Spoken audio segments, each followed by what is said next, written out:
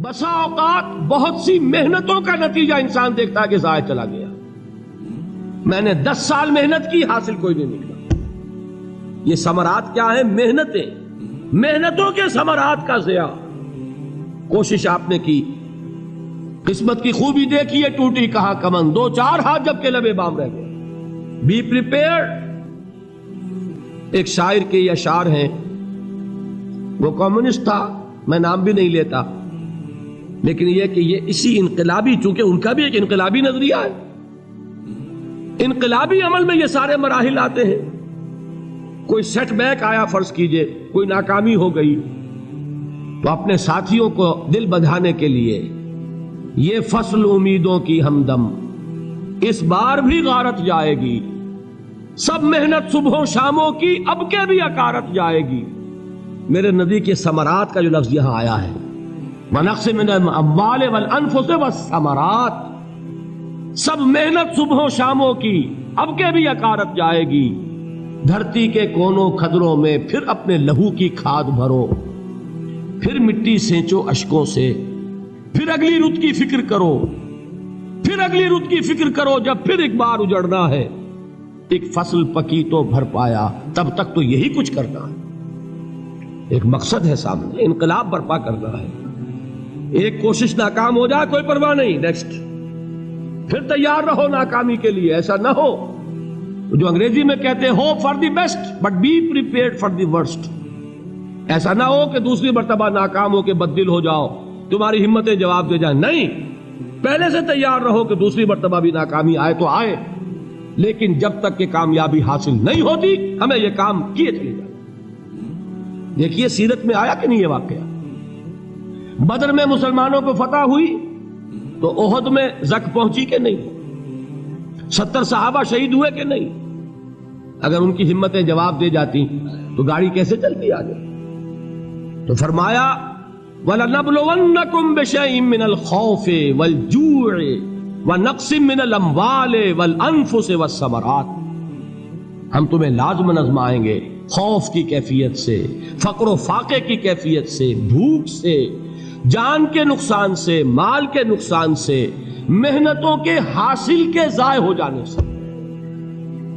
وَبَشِّرِ الصَّابِرِينَ، اور اے نبی بشارت دیجئے صبر کرنے والوں کو. الَّذِينَ إِذَا أَصَابَتْهُمْ مُصِيبَةٌ، وہ کہ جب ان پر کوئی تکلیف آئے، کوئی مصیبت آئے، کوئی آزمائش آئے، قالوا انا للہ و انا الیہ راجعون، وہ یہ کہیں کہ ہم اللہ ہی کے ہیں، اللہ ہی کی طرف لوٹ جانا ہے. یہ وہی انداز ہے جو میں نے فارسی کا شعر سنایا تھا آپ کو کہ سرے تسلیم خم ہے جو مزاج یار میں آئے. وہ ہمارا مولا ہے، ہمارا آقا ہے. اگر اسے یہی منظور ہے تو ہمیں بھی یہی منظور ہے. میں نے تسلیم و رضا کی بات کی تھی نا، آپ کو کچھ شعر سنائے تھے. ایک شعر اور سنیے، اور یہ کس کا ہے؟ محمد علی جوہر کا. ایک مرتبہ جیل گئے، ان کی ایک بیٹی جوان بیمار ہوئی، فوت ہو گئی. باہر چھوڑا انگریز نے، جاؤ بھائی دفن کر دو بیٹی کو. دوسری مرتبہ جیل گئے، دوسری جوان بیٹی اسی مرض میں مبتلا ہوئی. اب یہ جیل میں ہے، خبر پہنچی کہ دوسری بیٹی کے اوپر بھی اسی مرض کا حملہ ہوا ہے. ایک نظم لکھی ہے جس کا آخری شعر یہ ہے، تیری صحت ہمیں منظور ہے لیکن اس کو نہیں منظور تو پھر ہم کو بھی منظور نہیں. یہ ہے، جب تک یہ کیفیت نہ ہو اس میدان میں آدمی ثابت قدم نہیں رہ سکتا کہ میرے رب کو اگر یہ منظور ہے تو یہی مجھے منظور ہے، اور تیری صحت ہمیں چاہیے تو ضرور، لیکن ہمارے رب کو منظور نہیں تو ہمیں بھی منظور. راضی برضائے رب. وَبَشِّرِ الصَّابِرِينَ الَّذِينَ إِذَا أَصَابَتْهُمْ مُصِيبَةٌ قَالُوا إِنَّا لِلَّهِ وَإِنَّا إِلَيْهِ رَاجِعُونَ.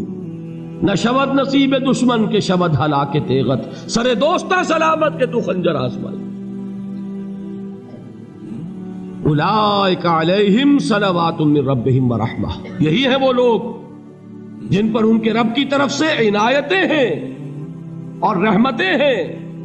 وَأُولَٰئِكَ هُمُ الْمُهْتَدُونَ، اور یہی ہے وہ لوگ جو کامیاب ہونے والے ہیں، ہدایت پانے والے، ہدایت یافتہ. اسی سورہ بقرہ میں ذرا آگے چل کر، یہ تو ہے 20واں رکوع، 19واں رکوع، 21ویں رکوع کی پہلی آیت ہے لیس البر ان تولوا وجوہکم قبل المشرق والمغرب ولکن البر من آمن باللہ والیوم الآخر والملائکۃ والکتاب والنبیین وآتى المال على حبه ذوي القربى واليتامى والمساكين وابن السبيل والسائلين وفي الرقاب وأقام الصلاة وآتى الزكاة والموفون بعهدهم إذا عاهدوا والصابرين في البأساء والضراء وحين البأس۔ اب یہ آیت جو ہے سورۃ العصر میں جو مضامین آئے تھے سارے اس میں موجود ہیں۔ وہاں ایمان کا لفظ آیا، یہاں 5 ایمانیات کی تفصیل آ گئی، اعمال کی تفصیل آئی، اور آخری بات وہاں کیا ہے وَتَوَاصَوْا بِالصَّبْرِ، اور یہاں کیا ہے وَالصَّابِرِينَ فِي الْبَأْسَاءِ وَالضَّرَّاءِ وَحِينَ الْبَأْسِ، اور صبر کرنے والے، اصل نیکی ان کی ہے جو صبر کریں، کس میں؟ جنگ کے وقت، ذرائے، بأسائے، بأسا کہتے ہیں فقر اور فاقہ، واحد آئے گا باس تو اس کے معنی جنگ، اور باسا جمع میں آئے گا تو فاقہ، فقر، بھوک، اور ذرائع جسمانی تکلیف، ضرر، جسمانی تکلیفوں میں صبر کرنے والے، فقر اور فاقے میں صبر کرنے والے، اور جنگ کے وقت صبر کرنے والے۔ اولئک الذین صدقوا واولئک هم المتقون، یہ ہیں وہ لوگ جو صبر کرنے والے ہیں، یہ ہیں جو سچے ہیں، جو اپنے دعوے میں نیکی کے اور ایمان کے صادق ہیں، اور یہی وہ لوگ ہیں جو متقی۔ اگلی سورت ہے سورہ آل عمران، اس میں 2 لفظ آئے ہیں، آخری آیت یا ایھا الذین آمنوا اصبروا وصابروا ورابطوا واتقوا اللہ لعلکم تفلحون۔ دیکھیے یہاں صبر اور صابر جو تعلق جہد اور جہاد کا ہے وہی ہے صبر اور مصابرت۔ صبر ایک طرفہ عمل ہے، آپ جھیل رہے ہیں، برداشت کر رہے ہیں، صبر علی المعصیہ، صبر علی الطاعہ، صبر علی الابتلاء، یہ سب کیا ہے؟ صبر۔ اور مصابرت کیا ہے؟ صبر کا صبر سے مقابلہ۔